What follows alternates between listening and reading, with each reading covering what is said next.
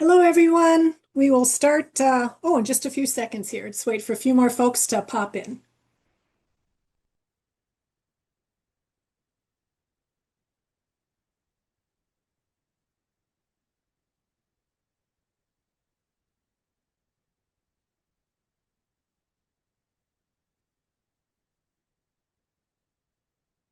Well, I think we'll go ahead and get started. Welcome, everyone.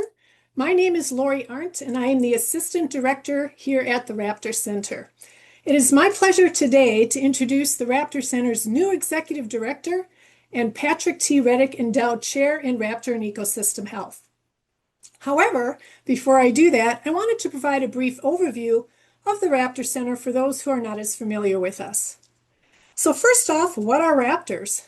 Raptors are top of the food chain aerial predators. That would be hawks, owls, eagles, falcons, osprey, and we also include vultures. And they play a critical role in not only maintaining the balance of ecosystems, but also as indicators of the health of ecosystems. And these are natural spaces that are shared by many living things, including us, humans. We're going to learn a lot more about what that means during our discussion today. Next. So TRC was co-founded in 1974 by Doctors Gary Duke and Patrick T. Reddick. It was established as a center within the College of Veterinary Medicine at the University of Minnesota and is really a community-supported and driven organization. And what I mean by that is that the important and impactful work we accomplish would not be possible without the generous financial support of our community and a network of over 330 volunteers who donate their time and skills to help us with every single part of our mission. Next. So what is our mission? Well, our mission is to ensure the health of raptors and the world we share. We do this in three major ways: teaching, research, and service. So the Raptor Center's hospital, for probably is what we're best known for, pioneered raptor medicine and rehabilitation. And being part of the College of Veterinary Medicine, we're also a teaching hospital. We have hosted veterinary professionals from over 27 different countries. We have self-study courses that we offer. We have instructor-led courses that we offer. We have in-person workshops and externships and internships and ways for people to come and learn right alongside with us. We also conduct research, both clinical studies that help improve and update the medical care we provide to our raptor patients, and also population-level conservation research. We had a role with helping to restore the peregrine falcon and bald eagle populations. We even consulted on California Condor Recovery Project in California and Arizona. Another type of research that we do is related to One Health, and that is something, again, that we're going to learn more about this afternoon.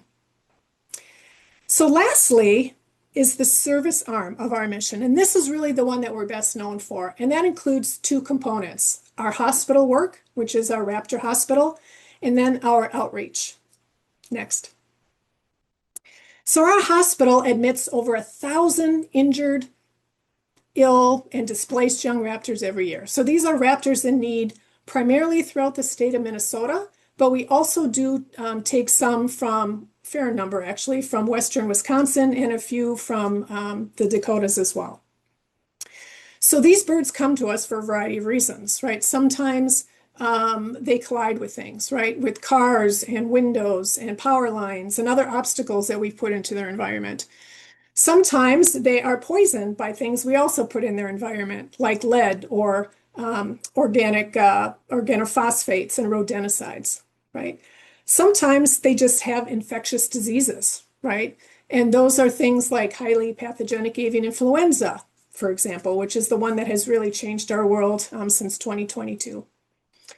And then a lot of times we don't know why they come, right? They can't talk to us, they can't tell us. So we have to really figure out through our diagnostics and expert veterinary tools as to how we can figure out what is actually wrong with them. And every single bird that comes into our clinic, they can't pay for their bills, right? But what they can give us is the gift of data. Every bird tells us a story about what is happening in the environment and how that has affected them, and in turn will affect all of us as well. We use the stories of our patients and share that with the public through our robust outreach program. Through our naturalists, the work of our naturalists, and we have a collection of 25 raptor ambassadors. These are birds that cannot be returned to the wild, either for physical or cognitive reasons. We work as partners with these birds to share the messages of the stories of the patients that are coming through our hospital. The majority of the reasons why these birds come to us is what we call anthropogenic, right? They're caused somehow, some way by people's actions. And so if we can change people's actions, right, we can make the world a better place, not just for raptors, but for everyone. So our really robust outreach program really shares these stories with the general public, people of all ages, and it really helps to inspire people to be better stewards of our shared environment. Next. Next. Thank you. So, with that said, we now look to our new executive director to guide us in building upon all that we have accomplished. Right? We've had over 50 years now of work in this sphere, and we have really made a name for ourselves both nationally and globally. We are considered global experts in medical care and rehabilitation, certainly in our outreach efforts as well. So bringing on a new person, we're really excited about how we're going to build upon this in our future. So for those of you joining us this afternoon who have not had the pleasure of meeting TRC's new director, and again, endowed chair in Raptor and Ecosystem Health, it is with great excitement that I get to introduce Dr. Jonathan Sleeman. So Dr. Jonathan Sleeman is a board certified by the American College of Zoological Medicine and is a renowned One Health specialist. He comes to the Raptor Center from the Food and Agriculture Organization, Regional Office for Asia and the Pacific. Most recently, Dr. Sleeman was a science advisor for the U.S. Geological Survey and center director for the USGS National Wildlife Health Center in Madison, Wisconsin.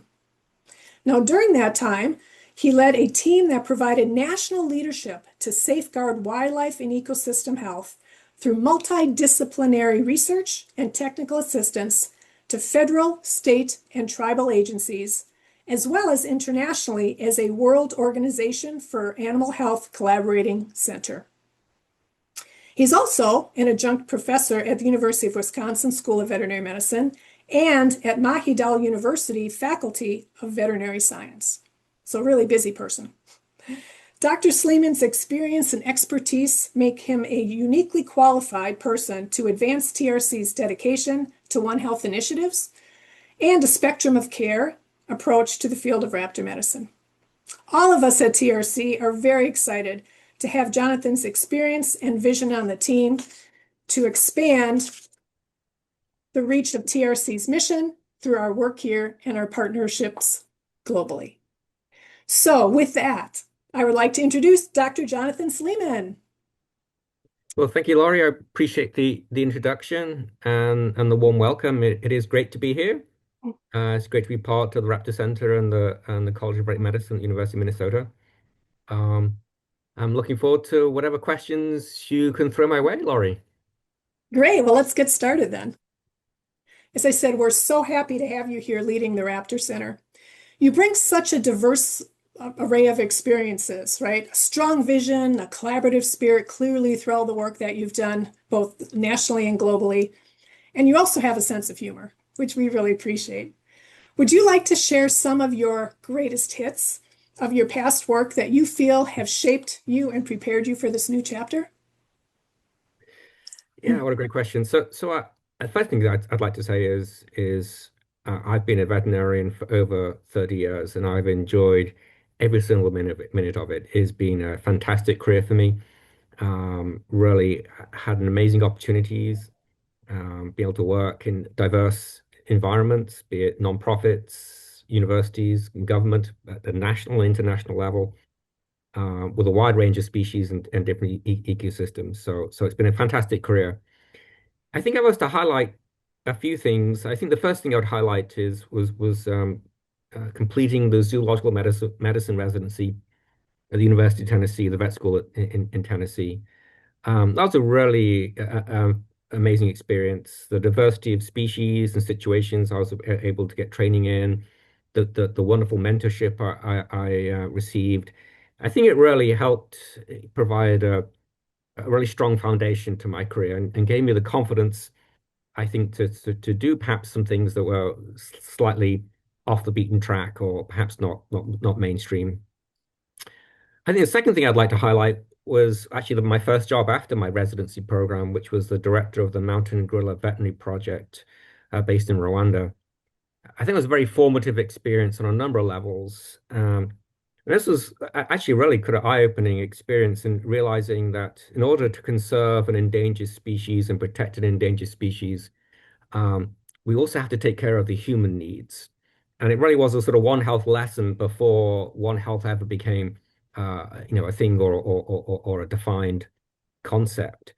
Understanding why people encroach upon the parks, what the challenges they're facing, addressing those human needs is really important to understand how we can protect those endangered gorillas. I think another thing is like, my residency was very much a clinical training program. And so I came there with the view that I would do sort of clinical observations and clinical interventions, but I also realized very quickly that we need to, in order to conserve that species, we need to look at it from an individual animal level, a population level, and an ecosystem level. And I think kind of that's a segue into kind of the third thing I'd like to highlight is after that job, I came back to the US. After a previous position, I ended up at the Wildlife Center of Virginia, very similar mission to the Raptor Center, the sort of clinical treatment and restoration of wildlife. And I think because of my experience in Rwanda, I brought that sort of clinical and epidemiological perspective with me. And that then led to, I think, some very interesting work that I did there and sort of not just obviously, as Laurie mentioned, it wasn't just about sort of treating and returning animals to the wild. It was about understanding, well, why they're being impacted, collecting data from them, and then sort of looking and recognizing patterns in our admissions. And during that time, it was when West Nile virus was starting to spread across the country, and we were able to detect West Nile virus in great horned owls before any human cases in Virginia, and demonstrate sort of the value of an early warning system of wildlife. I also noticed that these turtles were coming in with these ear abscesses, which in captivity is considered a nutritional disorder, which led to me, well, why are wild animals having an apparent nutritional deficiency? And it led to the discovery that or understanding organochlorine compounds can disrupt vitamin A, which can lead to this lesion, which then led to investigate and start to map the distribution of these cases and look for hotspots of environmental contamination. So I think having that sort of clinical and epidemiological perspective allowed to bring a unique kind of line of work, unique direction to the work at the center. I think the final thing I'd like to highlight was my work at the National Wildlife Health Center, because that's when I think I shifted to kind of like doing more kind of individual research projects to actual program building. So my work there, for example, we modernized the data management systems, went for some kind of paper-based type summaries of wildlife mortality outbreaks to the creation of this whispers of wildlife health information sharing partnership data system that now all the wildlife mortality events in North America now shared online through this system so people can interact with it more effectively, download the data and have kind of real-time situational awareness of what's happening, what wildlife diseases in the US. So I think they're the kind of things I'd like to highlight, and I think hopefully you'll start to see how some of these things I've learned through my career are directly applicable to the mission of the Raptor Center. Yeah. So you mentioned One Health. Fundamentally, what is that concept all about? Well, for me, I mean, the key definition of One Health is really about how human health, animal health, wildlife health, and a healthy environment are all very much interconnected. And if we are to preserve the health of all those sectors components, we need to work together in a collaborative environment and devise solutions that optimize outcomes for all these different sectors.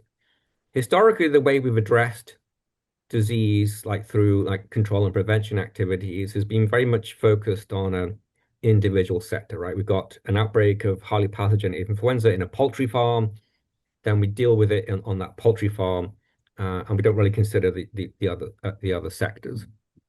And for me, it's really about shifting our thinking away from these single sector outcomes and interventions to kind of what we can do collaboratively and come up with some new novel solutions to a lot of these emerging issues like emerging diseases, like climate change, like biodiversity loss and pollutants and contaminants. And an example of that sort of could be avian influenza is a good example. And historically, there's been a Yeah. fair bit of conflict between the wildlife sector and the agricultural sector because wildlife are being blamed for the origin of avian influenza.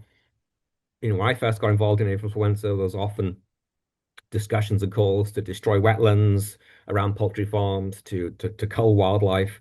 Um, and we know that's not the solution. And over time, our thinking has shifted to more, okay, yes, the first introduction onto a farm is often from a wild bird, but it then spreads very quickly from farm to farm through movement of people and equipment. And the most effective way to prevent that disease spread amongst these farms is on-farm biosecurity. And then we actually started doing some research to show that you can track migratory birds through the weather radar data that captures the movement of biological organisms like migratory birds.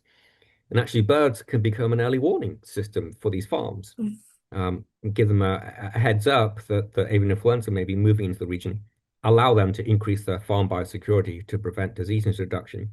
So to me, that's a small example of how we've gone from like blaming wildlife to actually wildlife being a benefit to the poultry sector. Um, so to me, it's about coming up with those types of solutions that allows obviously humans to thrive, for us to produce sustainable, safe food, but also to allow the environment and wildlife to thrive.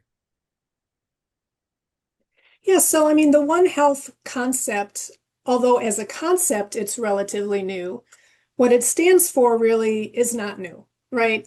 It's wildlife, the health of wildlife and the environment and humans has always been interconnected. What do you think really, based on your career and all your experiences, what do you think really kind of made this concept come to the forefront as an actual concept? I think it's because we've reached, not to sound too dramatic, but almost a crisis point, right? I think we've been somewhat taken our environment and wildlife for granted. Mm. And I think it's reached a point where the levels of pollutants are starting to affect food production, starting to affect human health. The land degradation and changes are starting to disrupt ecosystem services like provision of clean air and water. The loss of biodiversity is disrupting ecosystems such that we are seeing new diseases emerge.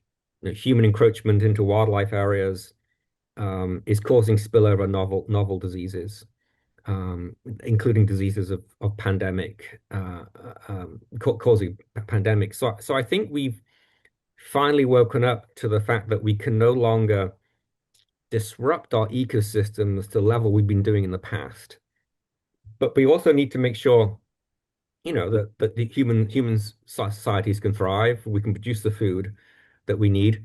Um, we can economic activities can continue, but within the boundaries of ensuring that we have these healthy ecosystems upon which all life on Earth depends. So I think to me it's that crisis of emerging diseases, the crisis of climate change, the crisis of biodiversity loss has really, I think, helped focus minds on finding new solutions.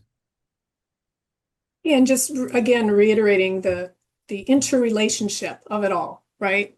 How our health depends so much on the environment's health, and wildlife health depends on the environment's health. And as you said, we're just seeing more and more examples of this in real time, right? We're more aware of it. Yeah. Exactly, So, exactly. yeah, what has it meant to you to come into this role of TRC director and Patrick T. Reddick Endowed Chair in Raptor and Ecosystem Health? Ooh, that's a complex question. I think kind of first key thing that comes to mind is I love being back at a veterinary school, a college of veterinary medicine. I think, as I mentioned at the beginning of our conversation, that I've had an incredible career as a veterinarian, and I'm sort of stage our career. I would love to give back. I'd love to sort of mentor, veterinary students, early career veterinarians, to help them kind of give them opportunities that I had in my career, and perhaps give them exposure to career opportunities that perhaps aren't necessarily always considered as veterinarians. Not just in sort of wildlife, but careers in government, careers in international development and international organizations. There's veterinarians that work in all sorts of organizations. FAO, which, my most recent job before here, hires lots of veterinarians in all sorts of fields. To me, it's like part of it is like giving back, the opportunity to mentor others and give them exposure to careers, in government and potentially industry too. I think the second thing is I think the Raptor Center, I think as I alluded to earlier, my background in kind of science and research and clinical medicine and in epidemiology, ecosystem health, and my experience in sort of program management, center director role, and program building, I think is as a perfect skill set for the Raptor Center. I think it allows me to hit the ground running, I hope, as much as I can, and kind of bring that broad experience to the benefit of what is an incredible center. And that's the final thing, and probably the most important thing is I think the Raptor Center is a wonderful, very unique institution. Um, it has very strong roots, as you mentioned, in the local community, the donors, the volunteers. Um, it has a very strong reputation in the university. It has a strong reputation, as you mentioned, sort of scientifically, nationally, and internationally. And to sort of be able to build on that legacy, continue that legacy, but build on it and expand it and take it some new directions is very exciting to me. I see a lot of potential in where the Raptor Center can go. Obviously, I think what it's been doing is fantastic. We need to continue that work, but I also see a lot of potential in some new areas and directions we can go. And I think that comes back to my first point is I think one of the advantages the Raptor Center has compared to like a standalone nonprofit organization is the fact it's embedded in the College of Veterinary Medicine. That gives us a very clear mission immediately, aligning with the college in terms of service work, education, and research. It gives us access to expertise and resources, perhaps other nonprofits or similar organizations may not have. So I think that also a very exciting part for me is the fact that we're embedded within a university, embedded within a college of veterinary medicine. Yeah, I think that relationship has really enabled us to reach a level of excellence, right? Because we do Yeah, have, excellent collaborators to work with, both from the medical perspective in a hospital, as well as all the research opportunities there are here. exactly. Yeah, exactly. Exactly. Great. So, what has excited you most about the Raptor Center's medical and education efforts that you hope to see the public become more engaged and excited about? Ooh. Um, well, maybe I can split that up into two aspects. I think what's perhaps impressed me the most is I think the level of professionalism I've encountered at the Raptor Center. It is an incredibly well-run um, organization staffed by people who are very, very good at their job. And I think that shows in terms of the credibility and the support it has amongst the local community. And that's always good as a director, right? Coming into well-functioning organization, that makes my job a lot easier. So that's been something that's impressed me. The representative knows its work well, knows how to do its work well. I think linked to that is just its deep roots with the local community. You know, what, over 330 volunteers in all different capacities help out at the center. And the volunteers I've met, they love coming to the center. They love the Raptors. They love the work. They love the people. We clearly have a very strong connection with the local donor community. So that all I think has been, you know, what's impressed me the most. I think what excites me beyond that is, as I mentioned earlier, is the potential. I think there's a lot of potential for us to go in some very interesting research directions. Um, and going back to what you mentioned earlier, Laurie, and kind of my background is I'm very interested in it's how we can take the data that we gather and use it as sort of early warning signals for hazards or problems out there in the environment.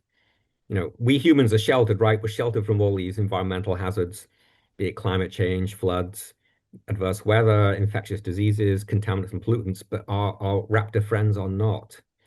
And so they can really provide important signals. Going back to actually some of the original work, like you know, when peregrine falcons were declining because of the thinned eggshells and failure to raise the young and, you know, burst to hatch because of the DDT, right, the organochlorine compounds, which then led to um, you know, regulation and ultimately the prohibition of those persistent pesticides. So I think sort of looking at raptors and wildlife in general as sort of monitors of ecosystem health, I think is a very exciting research direction for us to go. And I think it's in line with the vision of our founders of Pat Reddick and others that you know they saw the clinical work, as you mentioned, as opportunities then for education, but also opportunities for the science and research. And that I think is what excites me. Oh, public get engaged. Right, sorry. Right. Why should the public be Yeah, interested in that second part? right. Yeah. Why should they join us in this mission that we feel, so impassioned about? Well, I think there's several things. I think firstly, raptors are just fascinating creatures, right? Just sort of behaviorally, ecologically, biologically. You mentioned there are top aerial predators. They've been designed for that purpose through evolution. In fact, our upcoming raptor release is all about the anatomy and physiology of raptors and how they've been very much adapted from incredible eyesight to the feathers to other parts of the anatomy that basically been evolved over millennia to be these aerial predators. I think the second thing is just that connection with nature, right? We're increasingly disconnected from as I mentioned earlier, from our natural world, and this is an important way that we can reconnect with nature. I think that's important for several reasons. I think there's good evidence to show that people exposed to nature often have better mental health. It can be Mhm. can have a healing properties, but also then help us understand about why it's important to conserve and protect not just raptors, but our ecosystems and the environment. Um, you know, people often relate well to stories. You know, you can give them scientific facts, you can give them, you know, data, but what relates to what people relate to is a story, and each of our animals that comes in has a story that it can tell, and I think being able to convey those stories to the public to me is very interesting and very exciting. Yeah, I obviously totally agree. So, um, so we talked a fair amount about research. So I'm going to ask you to elaborate on that a little bit now. As the Patrick T. Reddick Endowed Chair in Raptor and Ecosystem Health, new research is a big part of your role, as you mentioned, in leading the Raptor Center into the future. You've been pretty busy, I'd say, since day one, getting your research projects off the ground. Can you share what some of those projects might be focusing on? And then also a little bit more about what is the role of an endowed chair at the university? Oh, okay. Maybe I'll start with the endowed chair because I think it's important to understand the context of my position. So my understanding is the executive director role of the Raptor Center has changed somewhat through time. and history. So the way it's structured right now is I'm actually a faculty position at the College of Veterinary Medicine. So I'm an associate professor within the Department of Veterinary Preventive Medicine. And as part of those duties, I have a research component to my time and also the director of the Raptor Center. So in a sense, it's a split position, but really I see that it's very much as overlapping. That my role is to build and create sort of research projects as well as continue to direct and lead the Raptor Center. So in terms of the research that I'm looking to do, I guess the first thing to mention is as we will be embarking in the next few months on a fairly ambitious strategic planning activity or project, and through that, I'm really hoping that we collectively, the staff at the center, within the college, and obviously with input from our community, collectively define what the direction we'd like to go. Not just in terms of our education, in terms of our clinical work, but also in terms of our research. So I want to get clear. It's not just me and my ideas that I want to get out there. I want everybody's ideas. I want to make sure that we build the most sort of impactful program for the Raptor Center possible. Having said that, I have started off and doing a couple of sort of small, medium-sized projects to get started. One of them is doing a literature review of use of raptors of indicators of ecosystem health. There's a fair amount of uh, literature and publications on that topic, but no one's actually pulled it all together, synthesized it. Okay, understanding, well, what species can we use? What can we detect? Or what can they be used for indicating sort of environmental health or ecosystem health issues? What are the lessons learned, and how do you actually design a program that achieves sort of that goal or aim as using raptors as indicators of ecosystem health? So that's going to be a sort of foundational publication and document that we'll use to kind of then build the program. The other project that I'm actually working with Dana, our medical director, is continuing to analyze our avian influenza data. We've got a really incredible data set that we've been collecting. Every raptor that comes through the Raptor Center is tested for avian influenza. So we've got both sort of positive and negative data, which from an epidemiological perspective is really powerful. Understanding where it's present, where it's not present, allows you to do a lot more in-depth analyses. In addition, I brought with me a data set from the Whispers data system that I mentioned, which is the largest data set on avian influenza mortality, wildlife mortality events in North America since the recent outbreak in 2021.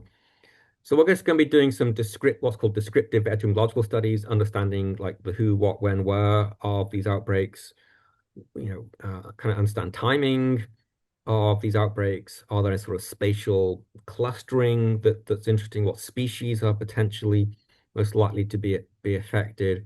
And by doing that, can help us generate some deeper hypotheses about what's happening out there related to avian influenza and wildlife. As you know, avian influenza, highly pathogenic avian influenza, has really actually it's a classic One Health disease, right? It's a concern from a public health perspective in terms of avian influenza viruses are often the progenitors of pandemic influenza viruses in people. Obviously, it causes devastating losses of poultry.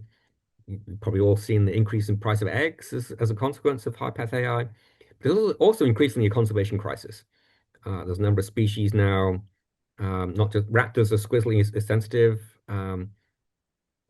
but also marine mammals. We've seen massive declines in marine mammals. It's spread now into Antarctica, which is one of the last pristine ecosystems in the world. So really is becoming quite the conservation crisis. So understanding the epidemiology of these diseases might help us sort of devise better surveillance systems and actually potential interventions. So that's the two research projects that I've started right now, and I'm working with the veterinary preventive medicine residents, which are part of the College of Veterinary Medicine on those projects. And then what I'm doing right now is developing a white paper on what a bigger, broader program of use of wildlife as signals for One Health challenges. So I'm working with several other faculty here in the college to sort of flesh that out, that white paper. What that program look like? What are the signals that we could potentially be monitoring uh, that could give actionable information within the time frame that decision makers need to take action? So for example, I take a slight aside here is several years ago I did a study to show that the incidence of hemorrhagic disease in deer, which is a fatal disease in deer, or a highly fatal disease in deer, is highly influenced by the winter and summer temperatures and summer precipitation. So I showed through our research that the winters, well, we have warmer winters, warmer summers, and drier summers are the years we have more severe outbreaks of hemorrhagic disease in deer. So by monitoring basically data that's already in existence, right, those climatic data, we can actually predict how severe those outbreaks are going to be each year, which usually take place in September, which gives the departments of natural resources, for example, important information in terms of enhancing surveillance, in terms of potentially needing to modify hunting seasons if we get large outbreaks in certain areas. So that's one example where taking existing data can give you an early warning of a potential outbreak. It's not raptors, but it's a wildlife species. But also on a raptor example, and this is actually a real interesting ecosystem health example.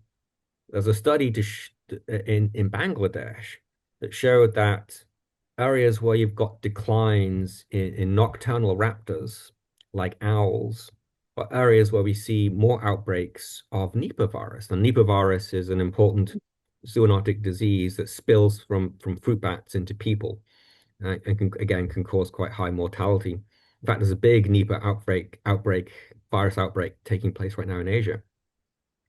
So that's an interesting example where we're monitoring sort of raptor populations, and there's global databases that do this, like the global, I think it's Biodiversity Information Framework, or GBIF. Um, we can actually potentially predict where these disease outbreaks may take place, um, and actually again then allow for sort of preventive measures and interventions to prevent the spillover of Nipah virus from bats into people. But also it shows you the again coming back to the One Health concept, if we protect our owl species in these countries, give them the appropriate habitat, allow them to predate on bats and regulate bat populations, we actually have a healthier ecosystem and less human disease outbreaks. Um, so it really shows that the vital importance the ecosystem services that owls can provide through the predation on species that carry diseases for people. So I know it's all very conceptual right now, but that's the kind of like the ideas that I'm exploring, and sort of what that program could potentially look like, and what some pilot projects we can do to demonstrate proof of concept. Sorry, I went way into the weeds there. I hope Oh, no, that's great. It's so fascinating. So, one more question before we open it up for questions. TRC has been a leader in the field of raptor medicine for over 50 years, and that includes broader topics than just the medical care, like infectious disease, of course, highly pathogenic avian influenza being the most recent one, environmental contaminants like lead poisoning, and the care, management, and training of permanently disabled wild birds as education ambassadors. Elaborate a little bit more. You mentioned some key things about this earlier, but elaborate more on what advantages TRC has as you begin to explore strategies to position our continued leadership over the next 5, 10, maybe even 50 years. well, if I'm alive in 50 years, I'll be doing pretty well. Um, so I think that's a great question, and I think I'll just pull together kind of three things that I've already mentioned, but perhaps relate them to the what I think are the sort of foundation of success of the Raptor Center. And I think the first is the legacy, right? Um, the vision of our founders, the expertise of our founders, Pat Reddick and others, Julie Ponder, our previous directors, really, I think, created a unique center with unique expertise and has positioned us extremely well that we can stand on the shoulders of those giants and move forward. So that strong legacy, I think, is a really sort of powerful advantage that we have. I think the second is comes back to the support we have amongst the university. The university sees the Raptor Center as one of the centers of excellence, a jewel in the crown. But we've got support at the university, we got support from the donors, and we got support from all the volunteers. Again, that is sort of foundational to our success and keeping the programs moving forward. The final thing I think to me, which would help set us up for success, um, it's actually like two parts. Is one is the fact that, as I mentioned earlier, that we're part of a college of veterinary medicine that allows us to access all the equipment, the expertise from a diverse range of faculty. It allows us to have students come through, interns, potentially residents, postdocs. Uh, it gives us a really strong sort of support structure. But it's not that others don't have that, but I think that provides a real advantage. And I think the final thing, as I mentioned earlier, is just the professionalism, the expertise, the dedication of the staff at the center. We've obviously got a really good crew, a really good team. They know their work. Again, makes my job much easier. But then I think that sets us up again as that foundation for success. So I think that was maybe I said three, but I think there's four. The legacy, the community support, the fact we're part of a college, and the dedication, professionalism of our staff. Yeah, and I think, one thing that I've always really prided myself on is the Raptor Center's mission. We want to make an impact, right? And so by being at an academic institution with all those kind of tools that you just mentioned, right? Yeah. We're able to do that, right? Through our teaching efforts, we teach people all across the world that can then go and use their new skills to increase our impact. Right. And that is so exciting for me personally. And I know with your global connections, I just seeing that grow and develop even more. That's Yeah, no, awesome. yeah, no, that's a really good addition, and I love the fact that you use the word impact, and I think it's something that I've mentioned several times, like in our leadership meetings. It's very important that we don't just focus on outputs, Right. being busy doing all the work, but actually really assessing how is our work impactful, how are we actually having it impacts. Mention you say in terms of sending people out there with the skills and knowledge and competencies to contribute to how our research is used, to how our educational programs are have an impact, but also understanding, the value and benefits of the volunteer program, right? Are we Right. having what sort of impacts are we having there? So again, coming back to the strategic planning, I'm really hoping that we'll be able to develop some, not to get too bureaucratic, but sort of metrics or measures of okay, how do we actually measure the impact we have, and how do we demonstrate that impact? Because I think that's going to be very important, for funding opportunities, but also for our own satisfaction and understanding that, yeah, we've made a difference in the world. And that's ultimately what it's about, right? It's about making a positive impact, positive difference in people's lives, for the raptors we serve, and for the environments we live in.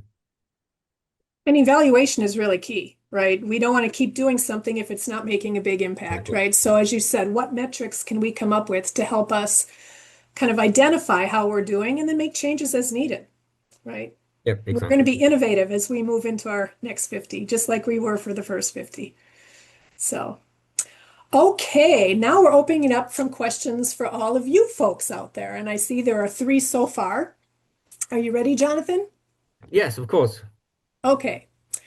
How do you see human population growth as a factor in ecosystem degradation? It is rarely mentioned as a factor. Oh, start off with an easy question, huh? So yeah, I've seen this.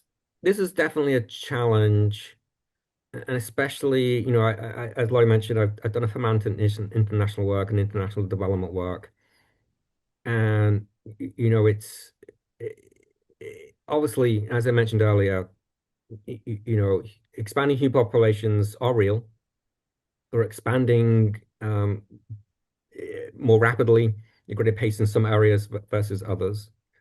Um, and it's very important that we be able to meet the needs of these human populations, but also at the same time ensure that what we do isn't degrading, destroying the environment that we live in. I think there's a phrase which is probably very germane to raptors, we don't make sure we're not fouling our own nest. So it needs to be factored in, and I think this is where we need to actually have smart solutions to these problems. And I think that's where a holistic approach comes in. And I think the One Health, that's where One Health comes in. It's okay, so these human, they're going to need food, they're going to need economic opportunities, but how do we create those economic opportunities in food production systems that are more sustainable, that allow humans and wildlife to thrive? Um, how do we demonstrate the sort of economic importance and contributions um, to society and the human communities for the wildlife and environment? And I don't have a great answer to your question, but I can give you an example of a project that I worked on when I was at FAO. So we did what was called a One Health investment case for the country of Bhutan. Bhutan is a very interesting country. It's up in the Himalayas. Um, it's it's made a commitment to dedicate, I think, almost 70% of its land to natural areas, to forests and mountains. They're home to some very unique species like the snow leopard, some unique ungulate species and tigers. Um, but obviously they have human populations and human needs, and so that creates a fair amount of conflict. Tigers come out of the forest and predate on livestock. They do occasionally come out and injure and kill people. So that Mm. can be a real challenge, right? Of again, as an example, how do you balance those human and and and and, and wildlife needs? We actually did a business case to show that by the creation of buffer zones around these um, protected areas, we're actually able to was actually economically viable and actually reduced the human wildlife conflict, right? Kept humans and tigers and other predators separate, and also reduced disease risks by keeping preventing those interactions and the spillover. We actually demonstrated through this work that actually, even though tigers do take livestock, if you lost your tigers, there's research to show that other predators would take their place in the ecological niche or niche, and they're more likely to leave the park and actually predate on livestock. So even though it sounds counterintuitive, by protecting the tiger, you actually get less livestock predation, less human Mm. conflict.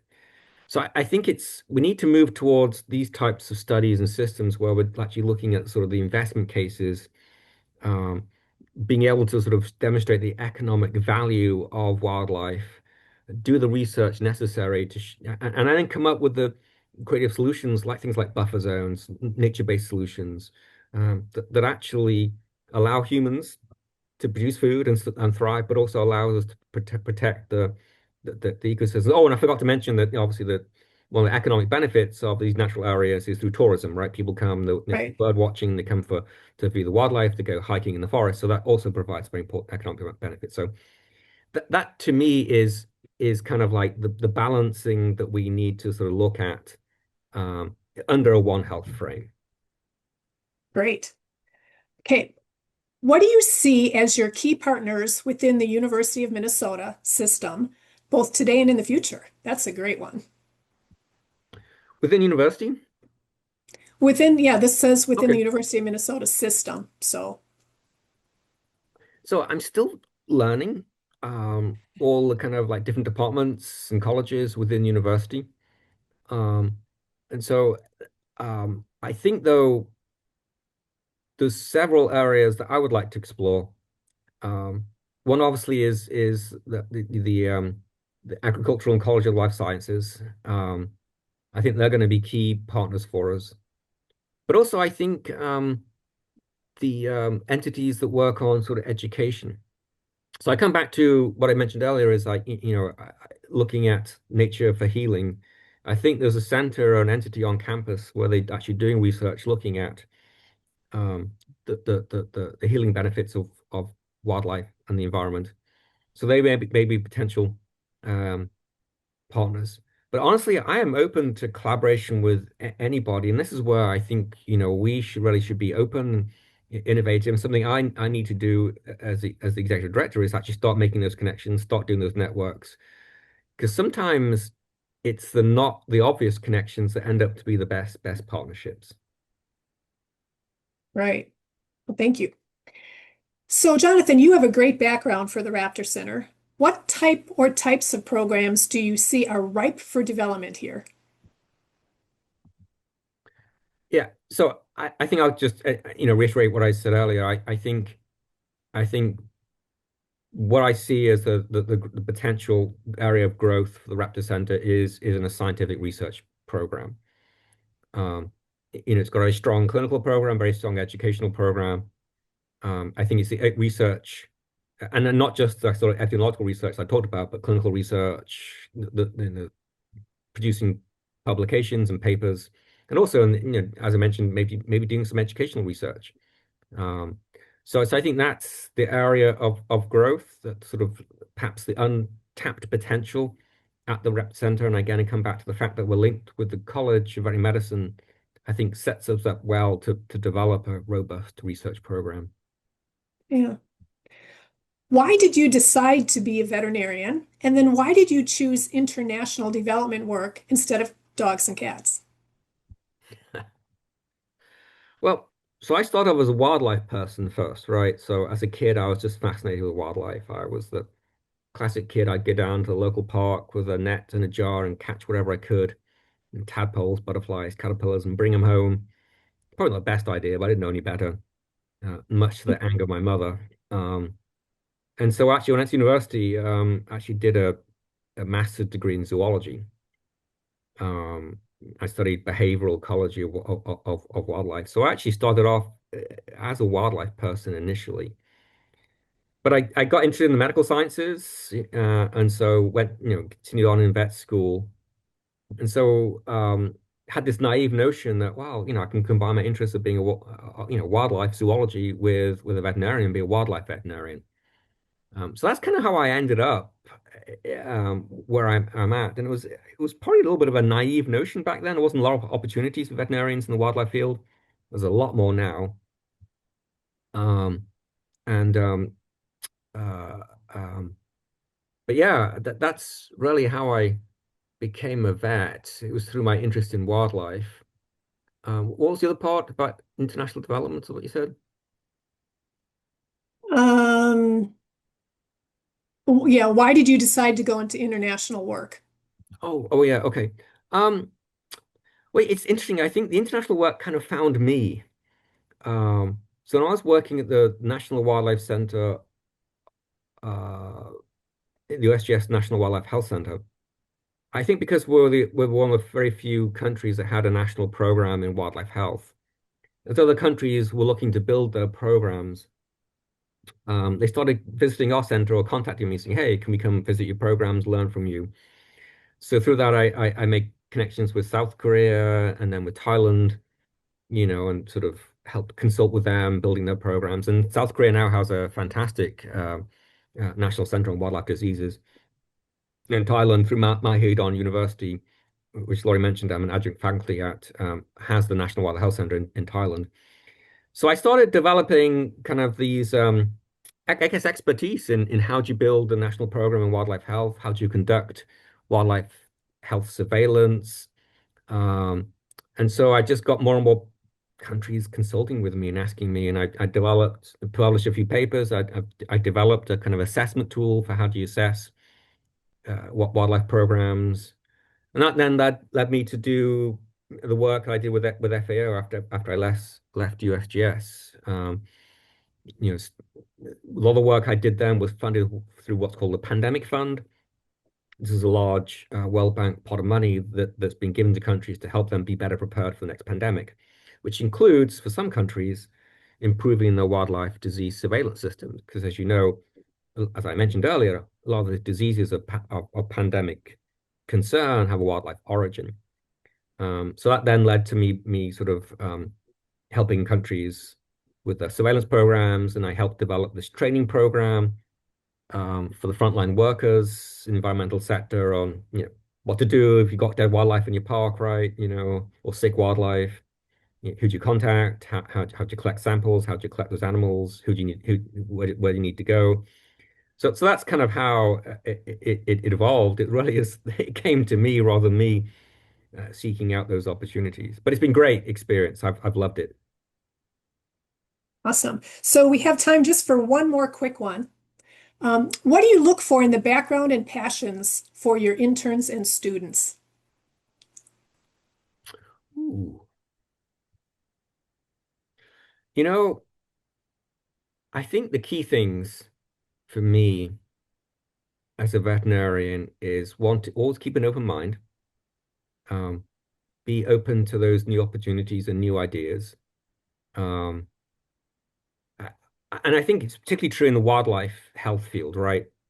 One of the things that's really excited me about my career and being involved is I feel like it's a bit of a sort of last frontier of science. It's a bit like exploring space. You don't know what's out there. You don't know what's going to happen. You don't know what you're going to find. And that to me is always being very exciting. So you have to like be ready for the new and the novel and the interesting all the time. I remember when I was a resident, I obviously had 10 rounds with the other residents, and I, the orthopedic surgeon, the cane orthopedic surgeon said, well, I've only done this procedure 140 times, and I'm just sort of learn how to get this. And I go, wow, I've never done anything, perhaps more than 3 or 4 times. Same thing, me more than 3 or 4 times. So you have to be creative. You have to be sort of prepared for the unexpected. And I think it's the second thing is innovation, right? We have to be innovative in our field. You know, there's not always a diagnostic test for the disease that we're looking at, that we sometimes don't understand how these animals respond to diseases. We don't really understand how to treat certain conditions. And so that's the kind of like that, being open-minded and being innovative. I think the two things that I think critical to do well in the wildlife health field. Great. Well, thank you so much, Jonathan, for answering these questions today and for all Sure. of you out there for joining us. Raptors and certainly the Raptor Center are always in need of help, and there are things that you can do to help us and help raptors and the environment we share. So one of them is that, support a conservation organization like the Raptor Center. We just so happen to have a baby shower where we are looking for support to help over 250 young raptors that we know we're going to see this year.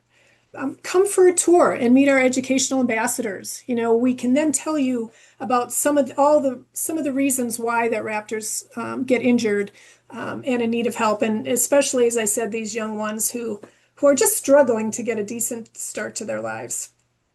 Can also be advocates for the environment and raptors as well, all wildlife, in fact, by sharing conservation messages, increasing awareness of your circles of influence. And then there are also certain things that you can do to help prevent window collisions and birds from being poisoned. And come in and learn from us. We'd love to share these messages, and then you can go out and share them, as I said, with your circles. So thank you so much for joining us today, and have a wonderful afternoon. Thank you. Thanks, Laurie.